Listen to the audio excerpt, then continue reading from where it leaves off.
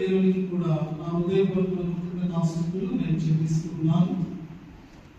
మరి భక్తులైనటువంటి పౌలు చెప్పినట్లుగా నేనేమై ఉన్నాను, ఇది కేవలం దేవుని యొక్క కృప వల్లనే అయి ఉన్నాను అని మనం చెప్పుకునేటటువంటి ఒక ప్రత్యేకమైనటువంటి సమయం.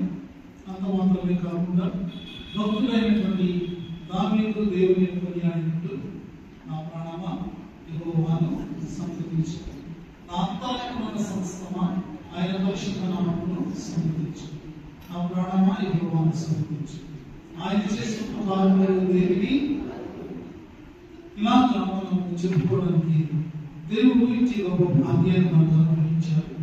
కాబట్టి మనం వెనుదిరిగి చూసుకుంటూ కృతజ్ఞతాపూర్వక హృదయాలతో మరి ఆయన యొక్క సన్నిధిలో మనం ఉంటూ ఆయన పరిశుద్ధ వాక్యాన్ని మనం ధ్యానం చేసుకోవాలని నేను ఆశిస్తున్నాను.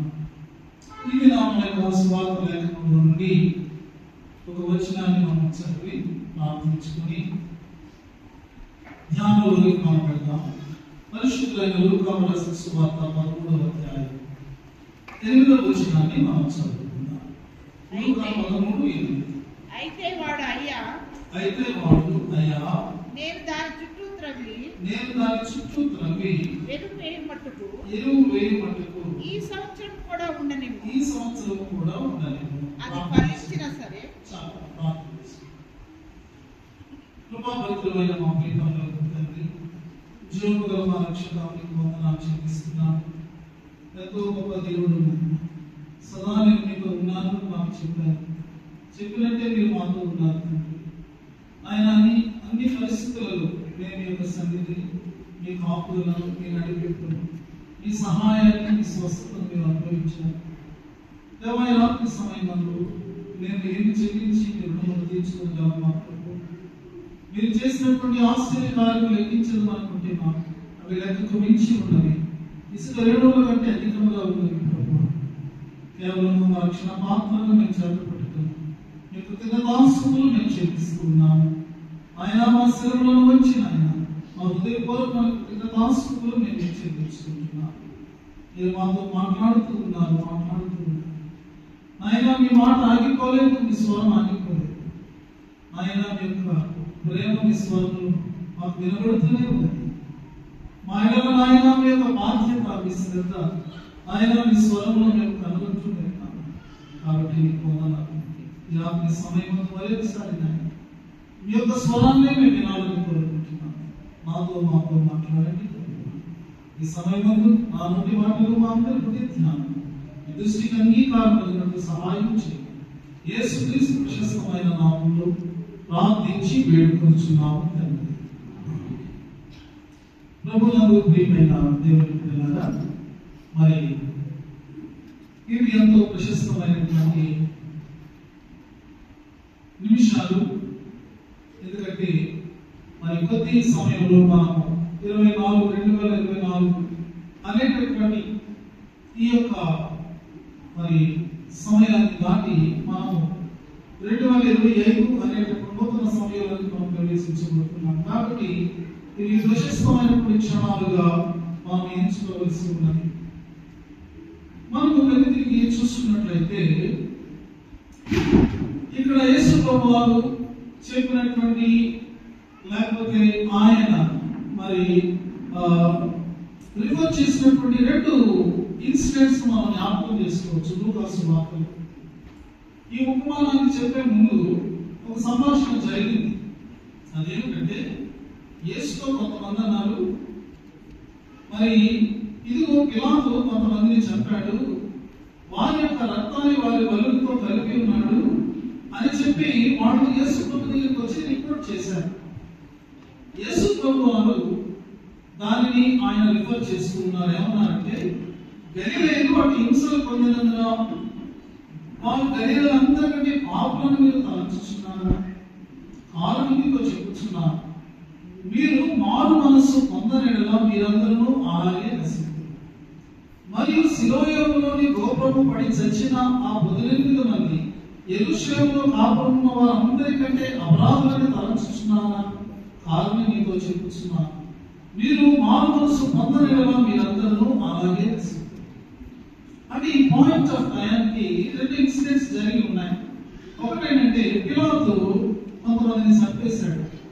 దేవుని ఆరాధన చేసుకోవడానికి వాళ్ళు వెళ్ళారు, బలి అర్పించడానికి వాళ్ళు వెళ్ళారు. ఆ సందర్భంలో అతడు వారిని చంపాడు. అంటే లోకంలో హత్యలు జరుగుతూ ఉన్నాయి, మారణకాండ జరుగుతూ ఉంది.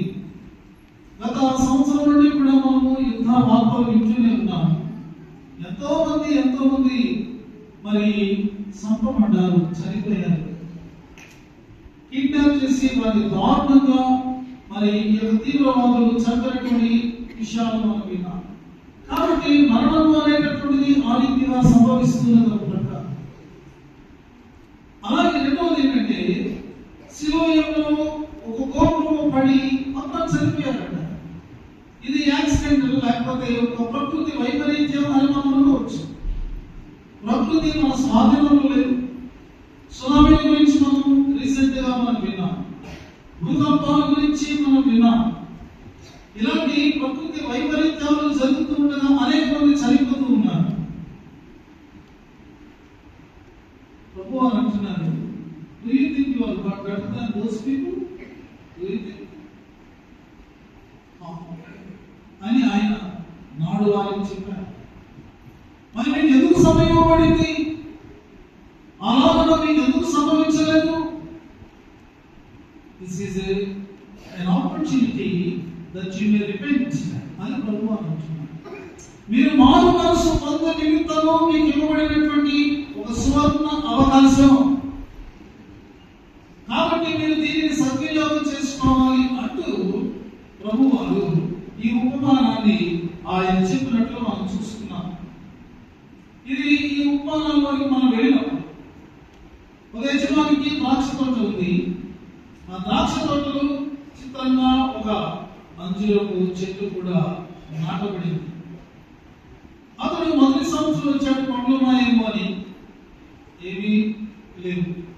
రెండవ సంవత్సరం వచ్చాడు, మళ్ళా పండ్లు ఏమీ కూడా అది ఫలించలేదు. మూడవ సంవత్సరం కూడా వచ్చాడు, పండ్లు ఏమీ దొరకలేదు. అప్పుడు అతను అంటున్నాడు, తోటమాలితో ఏమంటున్నాడంటే, ఎందుకయ్యా ఇది వేస్ట్, దీనిని నరికి పారే. ఎందుకంటే దీనివల్ల భూమి కూడా వ్యర్థమవుతుంది, భూమిలో ఉన్న సారమంతా వ్యర్థమవుతుంది. మిగిలినటువంటి యొక్క ద్రాక్ష చెట్లకు లేక ద్రాక్ష వల్లకు వెళ్లాల్సినటువంటి సారాన్ని లాక్కుని ఇది ఏమి ఫలించకుండా ఉంది. కాబట్టి it is better cut this tree అని అతను చెప్పాడు. అయితే ద్రాక్ష తోట యొక్క మరి ఆ తోట మళ్ళీ మాట్లాడుతున్న మాటలు మనం చదువుతున్నాం. వాడు యజమానిని బ్రతిమాలుతున్నాడు.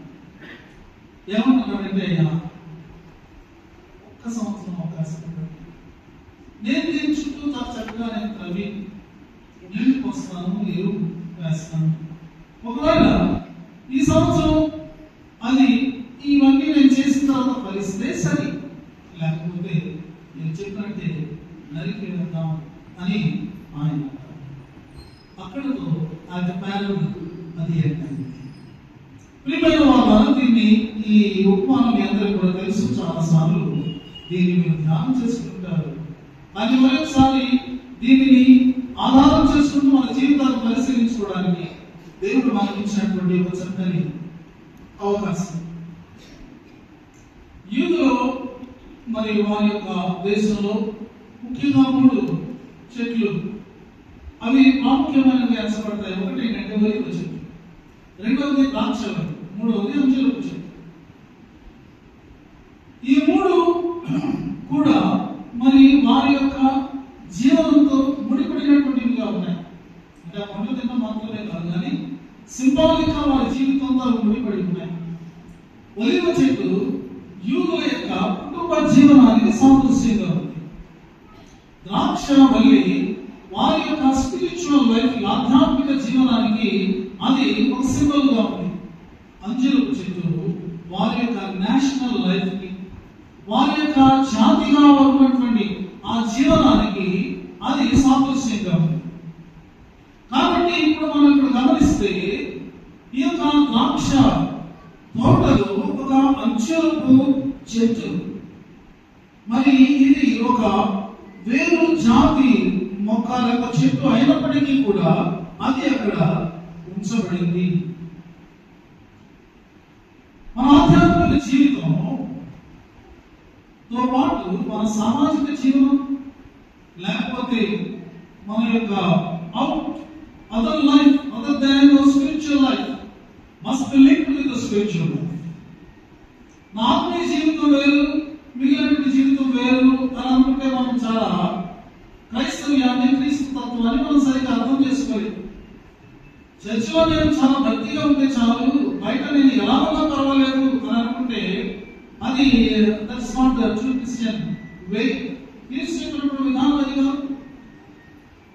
ఈ యొక్క విశ్వమంతా కూడా దేవుని ఆలయ దేవాలయం. ఎందుకంటే God is everywhere, God's presence is everywhere. భూమియు దాని సంపూర్ణతయు లోకము దాని నివాసులను యెహోవావే. ఈ యొక్క సర్వ లోకమంతా కూడా దేవుని యొక్క మహిమతో అది నిండి ఉన్నది. మనమేదో ఆరాధన చేసుకోవడానికి ఒక మందిరాన్ని, ఒక భవనాన్ని మనం మందిరంగా మనం కట్టుకున్నామే తప్ప ఇక్కడే దేవుడు ఉంటాడు కాబట్టి నేను బయట దేవుడు ఉంటాడు కాబట్టి నేను ఎలా ఉన్నా పర్వాలేదని అనుకుంటే that is just self deception. అది కేవలం మనం మోసం చేసుకున్నట్టే. కాబట్టి దేవుడు మన ఆలయంలో చూసిన దానికన్నా వెలుపల ఆయన అత్యంతగా గంటలు మనల్ని చూస్తూ ఉన్నాడు. కాబట్టి ఆ యొక్క జీవితం ఈ యొక్క ఆలయంలో లేకపోతే దేవుని సన్నిధిలో మనం గడిపేటటువంటి యొక్క జీవనం రెండు కూడా ముడిపడి ఉన్నాయన్నమాట. ఇశ్రాయేలు యొక్క ఆధ్యాత్మిక జీవితం వారి యొక్క మరి శాంతి జీవితం ముడిపడి ఉన్నాయి. వాడు ఒకటే అలా ఇవ్వబడింది. ఆ యొక్క ధర్మశాస్త్రమే వారి యొక్క ఆధ్యాత్మిక జీవితానికి, వారి యొక్క జాతి జీవితానికి అన్నిటికీ కూడా అదే ధర్మం, అదే ధర్మశాస్త్రం. ఇక్కడ మనం గమనించినప్పుడు వీరి యొక్క జీవితం ఎలా ఉంది, లేకపోతే ఈ యొక్క అంచెలు చెట్టు స్థితి ఎలా ఉంది అంటే every year the owner was coming and searching for the fruit. ప్రతి సంవత్సరం వస్తున్నాడు ఆయన పండ్లను వెతుకుతున్నాడు. 3 సంవత్సరాలు అయిపోయింది, ఏ విధమైనటువంటి ఫలం కూడా లభించదు. దేవుడు ఒక మాట ఆయన అంటాడు పాత నిబంధనలో ఏమంటారంటే, నా ప్రాణానికి ఇష్టమైన ఒక క్రొత్త అంశం పండైనను లేకపోయాను అనే ఒక మాట మీకా గ్రంథంలో మీకా ప్రభుత్వం ద్వారా ప్రజలకు తెలియజేశారు. అంటే దేవుడు అంజలు పండ్లు ఇష్టపడతాడని అర్థం కాదు అక్కడ. అంజలు చెట్టు పడి వెతుకుతాడని అర్థం కాదు అక్కడ. ఇదిగో నేను మీ దగ్గరికి వచ్చాను ఏదైనా ఫలం దొరుకుతుందేమో అని, నా ప్రాణానికి ఇష్టమైనటువంటి ఫలాన్ని మీరు వడ్డించగలరేమో అని నేను మీ దగ్గరికి వచ్చాను. బట్ ఎంత నిరాశ కలిగింది, ఎంత నిస్పృహ కలిగింది అని దేవుడు చెప్పినటువంటి మాటలు మనం జ్ఞాపకం చేసుకోవచ్చు. ప్రియమైనటువంటి వాళ్ళ యూదులు వారి యొక్క వ్యవసాయదారులు అంటే ఇజ్రాయెల్ దేశంలో ఫార్మర్స్ ఈ అంజూరపు చెట్ల విషయంలో ఏం చేస్తారు అంటే 3 సంవత్సరాల వరకు కూడా వాళ్ళు వెయిట్ చేస్తారు. 3 years. వాళ్ళు మొదటి సంవత్సరం రాకపోయినప్పుడు సెకండ్ ఇయర్ రావచ్చు, సెకండ్ ఇయర్ రాకపోతే థర్డ్ ఇయర్ రావచ్చు అని 3 years వరకు వెయిట్ చేస్తారు. 3 years దాటిన తర్వాత కూడా ఫలం రాకపోతే వాళ్ళు దాన్ని నరికేస్తారు. కాబట్టి ఈ ఉపమానాన్ని యేసు ప్రభు వారు నాడు ప్రజలకు చెప్తున్నప్పుడు అది వారి యొక్క పొలాలలో లేకపోతే తోటలలో జరిగేటటువంటి ఒక సామాన్యమైనటువంటి ప్రక్రియ. మనం గమనిస్తే దేవుని వాక్యంలో రాయబడి ఒక సంవత్సరం అయిపోయింది, 2వ సంవత్సరం అయిపోయింది, 3వ సంవత్సరం అయిపోయింది, కొంతకాలం గతించిపోయాను, గ్రీష్మకాలము జరిగిపోయాను, అయినతో మనం రక్షణ ఉండకే ఉన్నాము. ఋతువులు మారిపోతున్నాయి, క్యారెక్టర్స్ లో పేజీలు మారిపోతున్నాయి, గోడల క్యారెక్టర్లు మారిపోతున్నాయి, బ్రతుకులు మాత్రం మారడం లేదు అని నాడు ఇర్మియా మాట్లాడాడు. అతడు మరి కన్నీరు కాల్స్తే అతని కన్నీటిలో అతను మునిగిపోయాడట. తన ప్రజల యొక్క దుస్థితిని చూసి అతను ఎంత దుఃఖపడ్డాడో మన బిర్యా గ్రంథంలో మనం చూస్తాం. యేసు ప్రభువు మనకు చెప్పారు. ఆయన ఏమన్నారంటే, యజమానుడు ఎప్పుడు వస్తాడో, ఆయన మొదటి గడియలో రావచ్చు, లేక మొదటి జాములో రావచ్చు, రెండవ జాములో రావచ్చు, లేకపోతే మూడవ జాములో రావచ్చు అంటూ 3 జాములు కూడా గడిచిపోయింది. యజమానుడు వచ్చి కాలం ఆసన్నమైంది. ఈ దాసులు ఎలా ఉన్నారు? వారు అప్రమత్తంగా ఉన్నారా? ఎదురు చూస్తూ ఉన్నారా? లేకపోతే ఆ ఉపమానం క్రింద రాయబడి ఉన్నది, ఇష్టానుసారంగా, ఇష్టారాజ్యంగా వారి ఇష్టాలు వారు నెరవేర్చుకుంటూ వాళ్ళు ఉన్నారు. ప్రభువు చెప్తూ ఉన్నారు ఆ ఉపమానం. ప్రియమైన వాళ్ళారా, ఈ మానవ యుగాలను మనం చూసినప్పుడు మనస్సాక్షి గతించిపోయింది. రెండవది ధర్మశాస్త్ర యుగం వచ్చింది, ధర్మశాస్త్ర యుగం కూడా గతించిపోయింది. మూడవ యుగం ఇప్పుడు కృపాయుగంలో మనం ఉన్నాము. ఈ కృపాయుగం కూడా అంతానికి వచ్చేసింది. కృపాయుగం దాటిన తర్వాత నెక్స్ట్ మానవులు ఎవరైతే మారు మనసు పొందలేదో, ఎవరైతే విధేయత చూపలేదో, అది వారికి ఉగ్రతాయుగంగా ఉండబోతున్నది. It's going to be the age of God's wrath. God is going to pour down His wrath. Bible గ్రంథంలో చాలా స్పష్టంగా ఈ మాటలు రాయబడ్డాయని మనం తెలుసుకోవాల్సిన వారుగా ఉంటున్నా. మరి ఇలాగా మారుతూ ఉంటే ఏదైనా ఫలము మనలో ఉన్నదా అని మనము ఆలోచించాల్సిన అవసరం ఉంది. దేవుడు ఏమంటున్నారంటే, ఇప్పుడే నేను నరికి అంటున్నా, ఇప్పుడే నేను నరికి. ఎందుకంటే దీని వలన భూమి వ్యర్థమవుతుంది, దీని వలన మిగిలినటువంటి మొక్కలు బలహీనమైపోతున్నాయి. వాటికి అందవలసినటువంటి ఆహారం, వాటికి అందవలసినటువంటి పోషణ, సారం ఇది లాగేసుకుంటూ ఉంది, కానీ ఒక్క ఫలం కూడా లేదు. కాబట్టి it's better cut this tree అని చెప్పి ఆయన అంటున్నారు. ప్రియమైన వాళ్ళ, దేవునికి కావాల్సింది ఏంటి? యజమానుడు దేవుడు అని మనకు తెలుసు కదా. ఆయనకు కావాల్సింది ఫలం. Remember, he wants only the fruit. ప్రభువా, నేను ఫలం కనుక నీకేదైనా ఇస్తాను అని అంటే చాలా మంది వారి జీవితంలో ఫలం ఇవ్వకుండా ఇంకేదో వాడికి ఇష్టమైనటువంటిది ఇచ్చి దేవుడిని తృప్తిపరచాలని అనుకుంటున్నారు. దేవుడు ఎన్నడూ ఆయన అలాంటి వాడి ద్వారా తృప్తిపడ్డాడు. దేవుడిని మనం ఇన్ఫ్లుయెన్స్ చేయలేము. సందర్భ విశ్వాసులు ఏదో మనం చేసేస్తే దేవుడు ఉబ్బిపోతాడు, తగ్గిపోతాడు, మనల్ని ఆశీర్వదించేస్తాడు, మనం అంగీకరించేస్తాడు అని మనం అనుకోవద్దు. దేవుడు అలాంటి అమాయకుడు కాదు. ఆయన యొక్క హృదయంలో, నీ మనసులో, లేకపోతే నా హృదయంలో, నా మనసులో తలంపు పుట్టక మునిపే మనం ఏం ఆలోచించబోతున్నామో ఆయనకు తెలియదా? కాబట్టి మరి ఇక్కడ మనం గమనించాల్సినటువంటి విషయం ఏంటంటే, ఆయనకు ఫలమిస్తేనే అది ఆయన ప్రాణానికి అది తృప్తినిచ్చేటటువంటిదిగా ఉంటుంది. ఇంత ఏది కాదు. దీన్ని మనము గుర్తించాల్సినటువంటి అవసరం ఉంది. ఈ కాలం అంతా కూడా ఆ చెట్టు, అంజూరపు చెట్టు ఫలించడానికి అవసరమైనవన్నీ కూడా ఆల్రెడీ తోటమాలి చక్కగా అమర్చుతూనే ఉన్నాడు. దానికి అవసరమైనటువంటి నీరు, ఎరువు, ఆ యొక్క మొక్క మీద ఏది పడి తినకుండా మరి కాపుదల అన్నీ కూడా వీటన్నిటిని అనుభవిస్తూ ఈ అంజూరపు చెట్టు ఏపుగా ఎదుగుతుందే తప్ప not in a single fruit. It was barren. It was a barren tree. అది ఫలహీనమైనటువంటి చెట్టుగా ఉండిపోయింది. ఇప్పుడు మన జీవితాలతో పోల్చుకుంటే అంజూరపు చెట్టు ఊరుకునేది. ఉపమానాల యొక్క ప్రత్యేకత ఏంటంటే, ఉపమానంలో దేవుడు ఉంటాడు, నువ్వు కూడా ఉంటావు, నేను కూడా. కాబట్టి ఇదేదో స్టోరీ చెప్తే విన్నాం. You are in this parallel, I am in this parallel. నిన్ను నన్ను సూచిస్తున్నారు. మనం తెలుసుకోవాలి. మనం జీవించడానికి అవసరమైన ఊపిరిని, జీవమును ఆయన ప్రసాదిస్తుంది. మనకు అవసరమైనటువంటి గాలిని, వెలుతురును ఆయన అనుగ్రహిస్తూ ఉన్నాడు.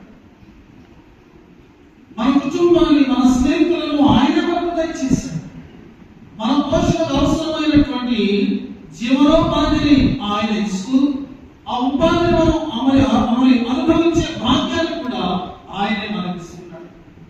నీ శరీరానికి అవసరమైనటువంటి ఆరోగ్యాన్ని ఆయన ఇస్తున్నాడు. నీ మనసుకు అవసరమైన ఉల్లాసాన్ని ఆయన ఇస్తున్నాడు. నీ ఆత్మకు కావలసినటువంటివన్నీ కూడా ఆలయాన్ని ఇచ్చాడు, ఆరాధనని ఇచ్చాడు, వాక్యాన్ని ఇచ్చాడు. ఇదిగో పరిశుద్ధ సంస్కారం మరి ఆ యొక్క పదార్థాన్ని ఆయన ఇచ్చాడు. ఏమి తక్కువైంది నీకు? వంశంలో చెప్పు, నీకు ఏమి తక్కువైంది? అన్నీ కూడా సమృద్ధిగా, సఫిషియెంట్ గా, టైమ్లీగా ఆయన నీకు ఇచ్చాడే.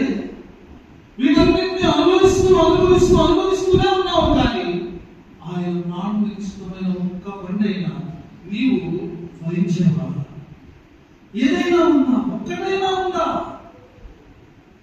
అలా చెప్తున్నాను. ఆయన ఫలం ద్వారా మాత్రమే.